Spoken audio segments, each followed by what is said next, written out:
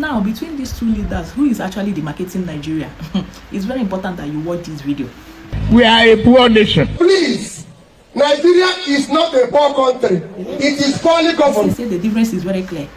When one is giving you hope, the other one is telling you to exercise patience. You should exercise patience, but his ministers are busy driving luxurious cars. You see the kind of mansion that he just built for judges, but he's telling you to take baby steps. For how many years now? You continue to be taking baby steps. Make you use your tongue, count your teeth. Make sure you get your PVC, because this time around we are going to vote and we must surely defend our votes. Mr. President traveled outside Nigeria to go and get more of this knowledge and come back empty-headed. We want Mr. President to know that at this point we are happy that the UK Prime Minister have resigned because he was not able to fulfill his campaign promises. We want Nigeria President Bola Ahmed Tinubu to also join the same. I'll resign like the UK Prime Minister that have resigned for not being able to fulfill his campaign promises. Mr. President Bola Ahmed Tinubu, please join the UK Prime Minister. I'll resign as well, since you are not able to deliver the dividends of democracy to the people of Nigerians, since you are not able to protect the interests of Nigerians, and the only thing you are able to concentrate on is 2027 election or 2027 politics. Mr. President, you are not competent enough to serve Nigeria in the second term. I want Nigerians to be aware. The 1,000 naira that was given in the last by-election that took place in Rivers State, each person was given 1,000 naira. It is how we are going to go. Mr. President has weaponize Nigerians with poverty.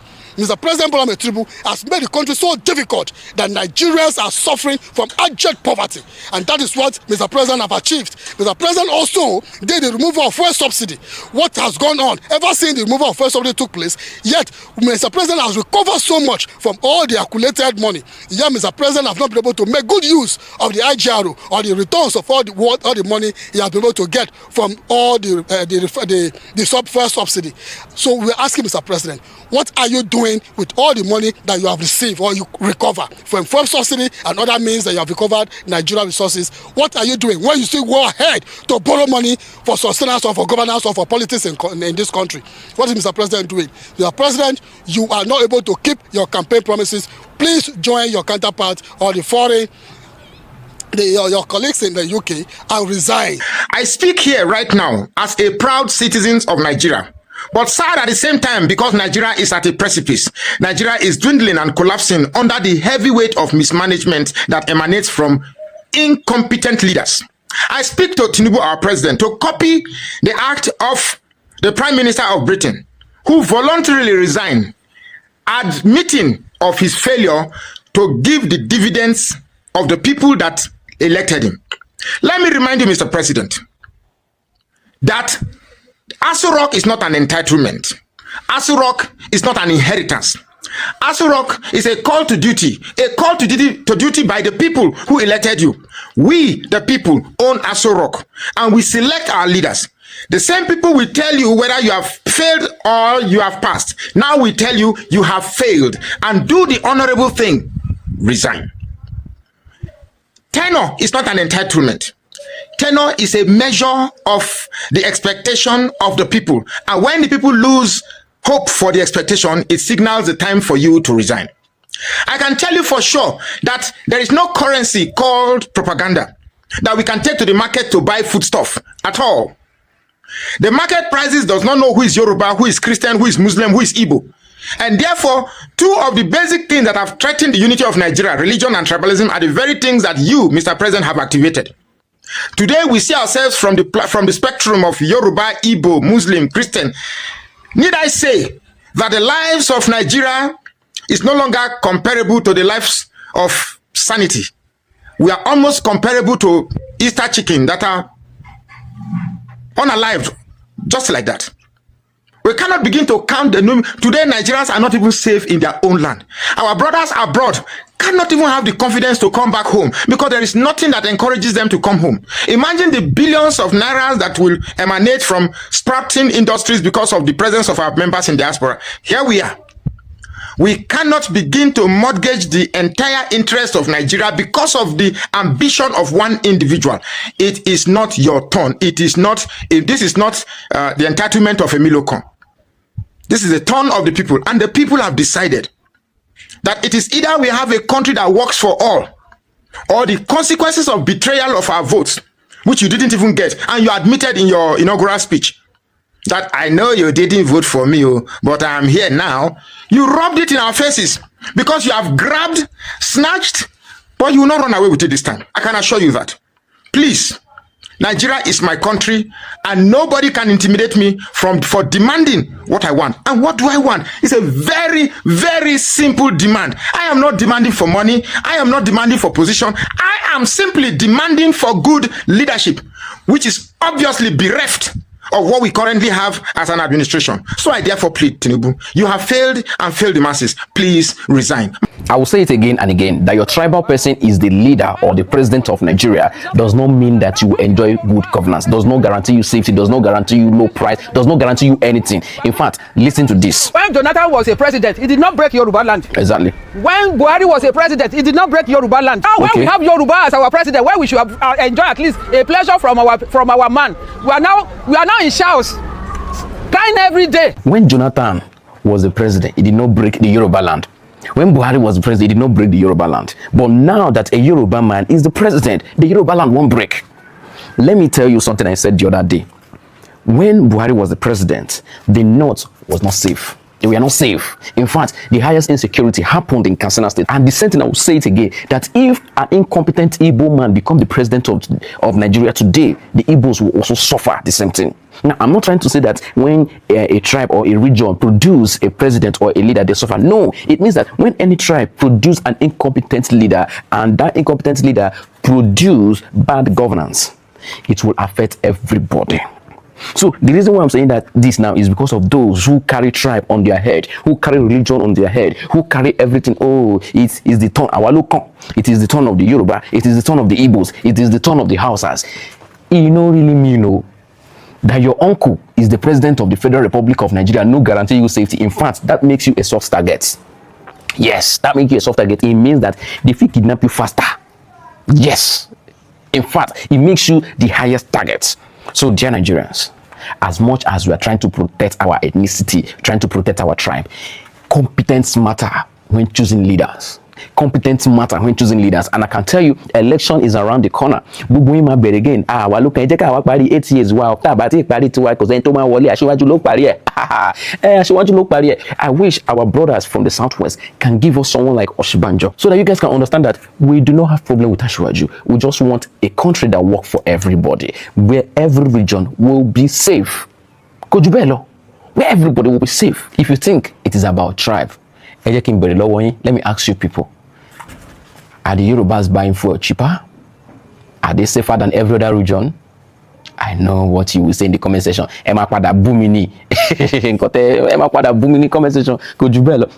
is the most hated party in Nigeria right now, if not even in the whole world. This is a party that has not only failed since 2015, they have made this country worse than they have met it. And they are also the worst party when it comes to lying. They can lie.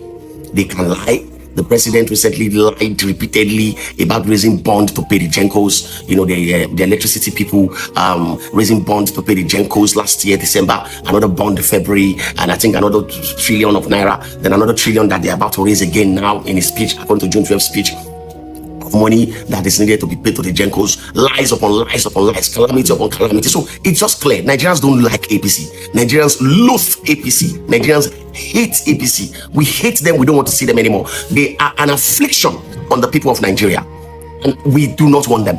So obviously, Ekiti state people do not want the APC. But look at what has happened.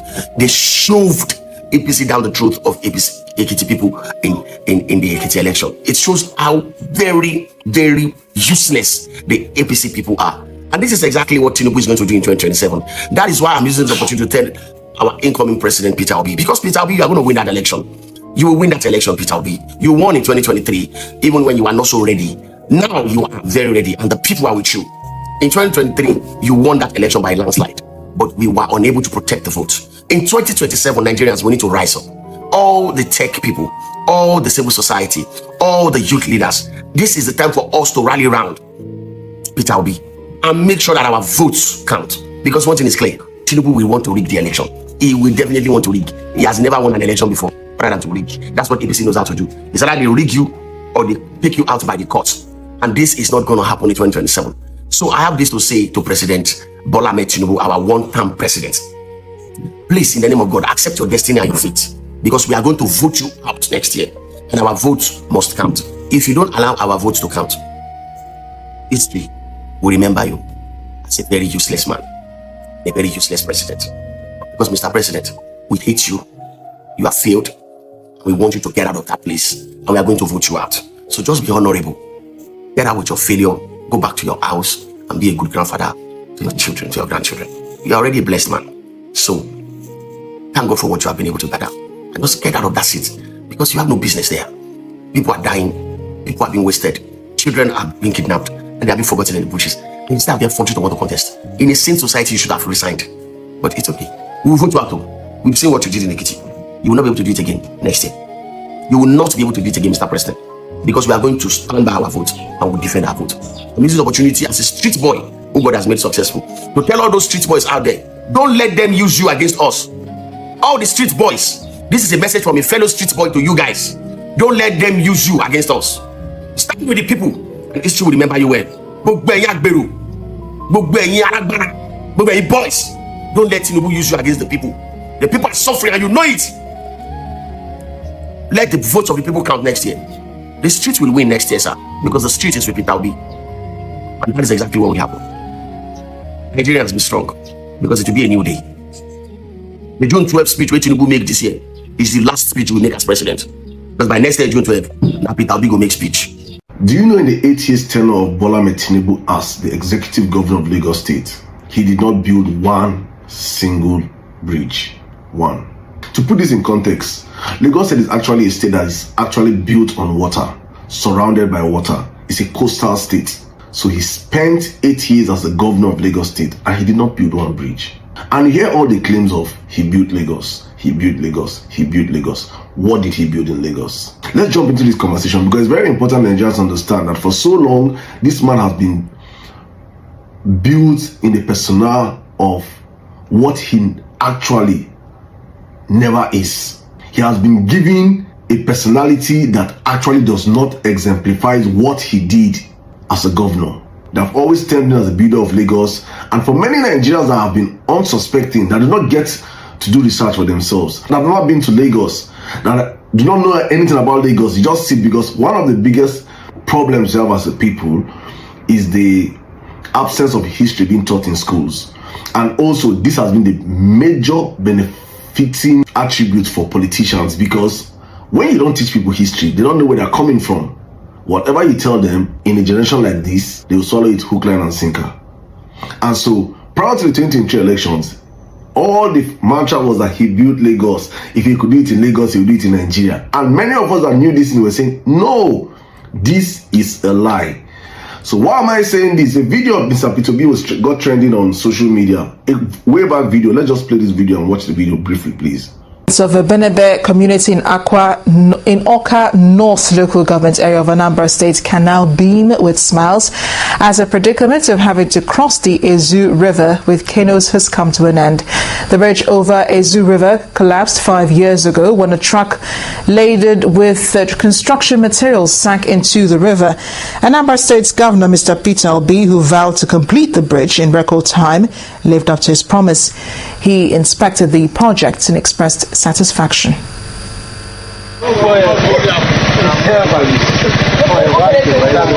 This has been the lot of Ebenebe people before the completion of the bridge over Izu River by the Anambra State Governor Mr. Peter Obi. Movement of people and goods across the river depended on the unenviable use of canoes. People's anxiety grew with the endless construction of the initial contractor until the governor revoked the contract. During the inspection of the bridge, the elated state helmsman expressed satisfaction. Last time we came here, the vehicles don't move across. Now all types of vehicles move across. In fact, you don't need to be told, because you no longer see the boats and the traffic through the water, so you can see that particular movement have disappeared. The project, according to Governor Obi, was critical owing to the economic value to the communities.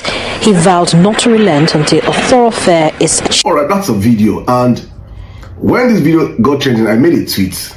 And I said 8 years of the fraud Tinubu as governor of Lagos, he did not construct one single bridge. Peter Obi actually built 28 bridges. We will demystify the fraudulent figure in Aso Rock that have been deceiving Nigerians. Because I saw a post by Chief Priest saying he built Lagos, and I'm laughing because you see the problem with Nigeria is that many Nigerians do not actually know history.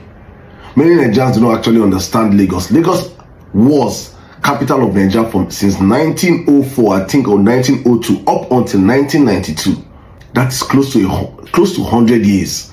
Lagos have been the commercial hub of Nigeria for so long. All the major infrastructural projects in Lagos were actually built by the military. The biggest infrastructural project in Lagos today is the Third Mainland Bridge. It was built by IBB. So when you hear them say these things, because they understand that the Nigerian mind is fickle, we don't do research for ourselves, you fall for it hook, line, and sinker. And so when I made that tweet, many people in my comments, they were like, hey, it's a lie. Tinubu supporter was like, well, where did you get that from? Fake news, fake news, fake news, fake news, fake news. And I was like, okay, let me just probably do a quick search for myself. Probably and present evidence. And that's the evidence I'm about to show you guys right now. And I did a quick Google search and a quick Grok search, and I asked, how many bridges did Peter Obi build as a governor? And it came out, Peter Obi as the governor of Anambra State from 2006 to 2014 is widely reported to have constructed or completed 28 bridges. This figure appears consistently across supporters' compilations, documentaries, and discussions of his infrastructural record. It is often paired with claims of over 800 to 900 kilometers of roads built or rehabilitated, which improved rural connectivity. I now went and asked again, how many bridges did Tinubu build as governor of Lagos?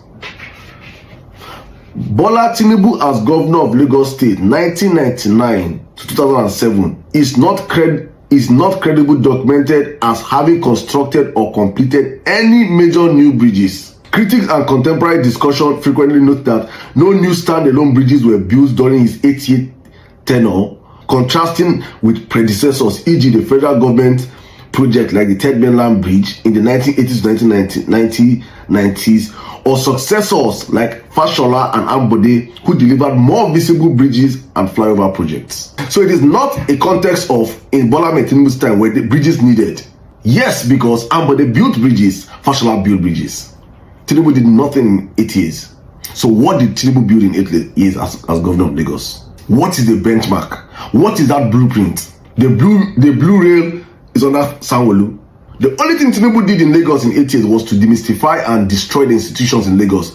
All of a sudden, as Tinubu became governor of Lagos State Water Board stopped functioning. Lagosians could no longer get pipe-borne water to their homes. They started digging boreholes under Bola Tinubu. The rise of Aberoism under Bola Tinubu. So I'm bringing all this context for you guys to see, for us to understand that this man actually did nothing in 8 years as a governor in Lagos State. And if you're in any doubt of it, look at how he has treated Nigeria in his first term. All propaganda, all noise, all lies, nothing to show for it. No visible achievements. 2023, what did you do? Coastal Road, Nel Fund. 2024, what did you do? Coastal Road, Nel Fund. 2025, what did you do? Coastal Road, Nel Fund. 2026, what did you do? Coastal Road, Nel Fund. The same propaganda back to back to back. That's Bola Tinubu for you. And it's important Nigerians understand who we are dealing with and why it is important we take this man and his gang of boju politicians out of power, so that we can have sensible leadership backed by history, backed by antecedents, not propaganda list. Like you can see Peter this video. That's from Channels TV. Some 15 years ago. I did not create that video. Evidence. You can see it on social media. This is no propaganda. This is real reality. If we want to get serious in our country, we should start bringing in serious politicians to occupy the circle of power.